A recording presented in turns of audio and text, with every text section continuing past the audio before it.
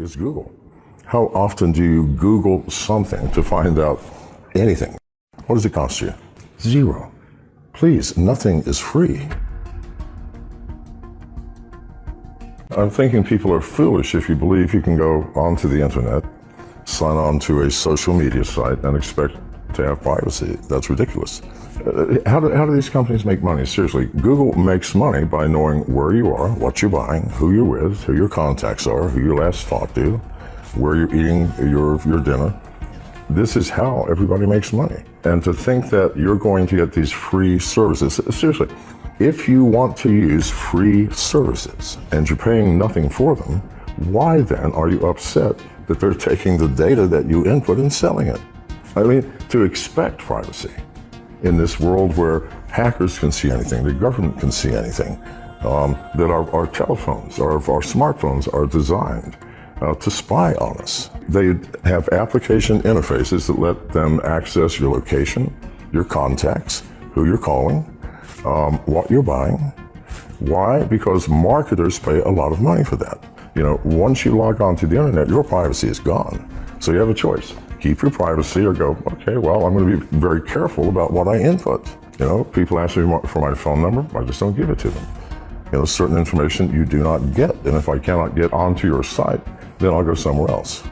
Why do we accept smartphones that have the capacity to find my location, turn on my camera, turn on my microphone, look at my contacts, see who I last called, find out what I'm buying on Amazon or what have you? Why do we accept that? Because this makes our life easy. I expect everything that I put into the internet to be taken away. If you put it on the internet, someone's going to get it. It's a fact of life. There's no way to prevent it. So what you put into it, you better expect the world to know. So I don't know, I use disinformation. You know, for example, I bought a house, a new place in a foreign country, and I said it was in Dominica. Put photographs in. Oh no, I've never been to Dominica, and I do not have a house there. However, those people who are trying to find me or looking for me, I mean, you know, you have to figure it out yourself. Protect yourself by any means possible. Disinformation, no information, limited information. But whatever you put into the internet, it's gone, man. People are going to be looking at it and reading it and watching you. Would any government allow Google, Facebook, Twitter, that has massive amounts of information on everybody, not just in America, but in the world? Do you think they would allow that just to free go on its way? Of course not. Please, the Lord. This is how governments work. You think I'm paranoid? Governments are paranoid. They're all terrified of losing power. 2.5 years ago, someone took 21 million records from the United States First Office of Personnel Management. That means everybody with top secret clearances, everybody who has ever worked for the U.S. government for the past 50 years. Good God Almighty. Do you realize what a major coup that would have been in a war? An act of espionage of the scale of which has never been attempted. And it's, you know, some random person in Russia or China probably wandered in and just took it. It's so easy to do. A cyber war would be a very inexpensive war. I mean, Korea has 2,100 hackers. It's a group of government hackers with the capacity to literally take down any country in the world, including the U.S., by any number of ways, hacking into our power grid, shunting the electricity in such a way that all of our transformers burn out across America. Now, we have no electricity. How do you repair it? I don't know. All of our repair tools are electrically operated. Everything goes south. We don't have any electricity to run the plants to create the food and can them and ship them so that we can eat. We don't have the electricity to create fuel from raw oil. We have nothing to run our cars on. We have no lights. We have no heat. Hospitals are down. We have no emergency services. Think about it. Now, there's no nuclear war that could ever achieve that. There would always be pockets of we would still have something. But no, if hackers really wanted to attack America, a couple of thousand could bring us down financially. Why don't they? We probably have the ability to do the same thing to them. But no, this is, you know, we have let things get out of control, and we've done it because we are lazy. Over half of all smartphones, both iOS and Android, are infected with keystroke logging software. This is a known fact. People pay these pornography sites for the ability to put their key logging software on your phones.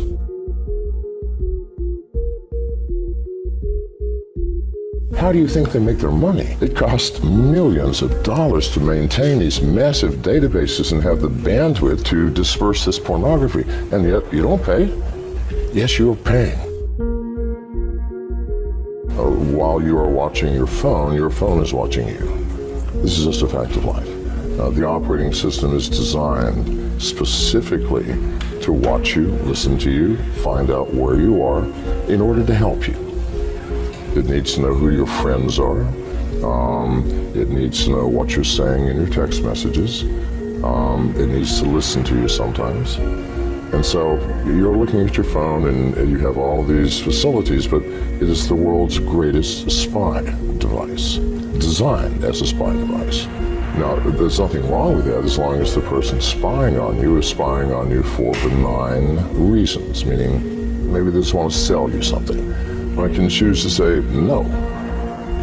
But hackers use those same facilities. They are built into the operating system. So if a hacker gets access to those facilities, they may choose to empty my bank account without my permission or knowledge, or to steal my identity, or to start charging things on my credit cards, or if I have a Bitcoin wallet or an Ethereum wallet, they can empty my wallets. This is the facts. This is not science fiction. This is not me being paranoid. The antivirus paradigm is no longer functional. It doesn't work. I said this 10 years ago, and I'm the person who invented it. So people should listen. I mean, if I invented it and I built the first antivirus company, viruses are not the problem. By the time hackers have planted malware in your system, it's way too late. Hackers spend weeks, months, or sometimes years sniffing around in your system, taking what they want before they even plant malware.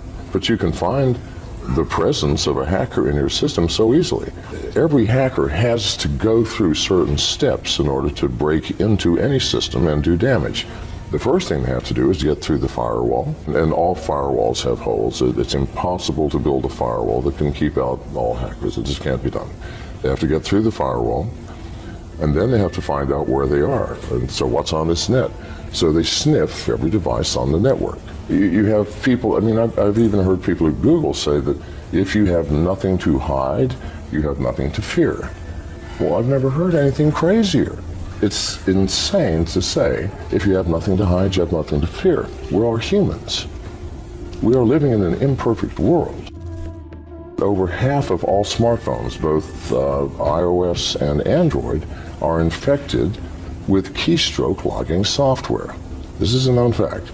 Every pornography site in the world, if you have ever, I'm sure nobody here has ever looked at pornography, but if you have, then you have keystroke logging software. How do you think they make their money? See, this is the issue. It costs millions of dollars to maintain these massive databases and have the bandwidth to disperse this pornography, and yet you don't pay? Yes, you're paying. The instant you visit the site, if you have an Android, for example, the site runs a JavaScript which sets the download unauthorized application flag. The very first video that you watch, you now, because that's a click-through, you clicked, you did something, said yes, oh good, that's yes, I'll do that. Downloads, first and foremost, a remote rooting function. If it's an iPhone, a remote jailbreaking program. All can be remotely rooted now. After it's rooted, they download a keylogger, and all this takes just a matter of seconds.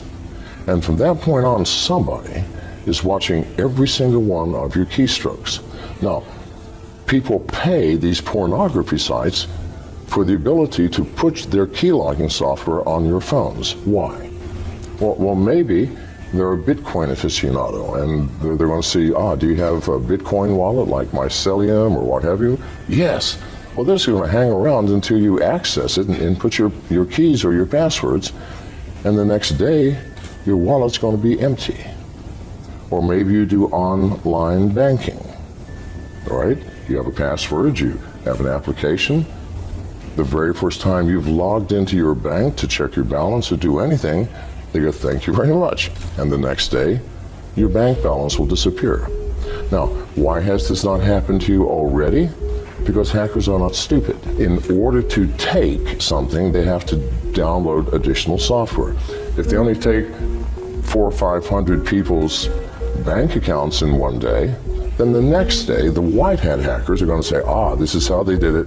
Everybody, you can protect yourself. No, they're going to wait until one day this year or next year, and 100 million people in one day are going to have your bank accounts eradicated. Zero balance, or your identity will be stolen, or your Bitcoin wallet will be emptied.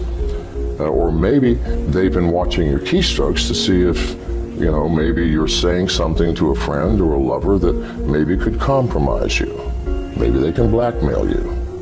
If they get lucky, you might be a United States congressman or a senator, in which case, now not only do they have money, they have power. And the Russian cyber mafia and the Chinese cyber mafia are so powerful, they pay literally hundreds of millions of dollars to these pornography sites to allow them to access your smartphone so that at some point they can utilize that. Now, you said, how secure are they? Well, they're not. They're not. Neither the alt currency wallets nor anything else in the cloud. Because what is the cloud? We haven't thought this through, people. The cloud is a place where I'm going to store data. I don't know what computer it's on or even what country it's in. I don't know who is managing it and monitoring it and controlling it. I don't know what type of security facilities you have. I know nothing. And I'm willing to put my valuable data there? No. Why would we do that? Now, if it's something I don't care about, that if you steal it, I don't care. It's a list of books I read. I'll just recreate it from the web. But if it's something that matters, it's like saying, we've all agreed now we have secrets, yes? Why don't you let me keep your secrets? Why should you be burdened with having to keep your secrets? I mean, you've got too many stories to tell. Why don't you give it to me and let me manage it for you? Isn't that crazy? And that's what we're doing with our, quote, secret data. That is data we don't want to have stolen from us or taken or accessed.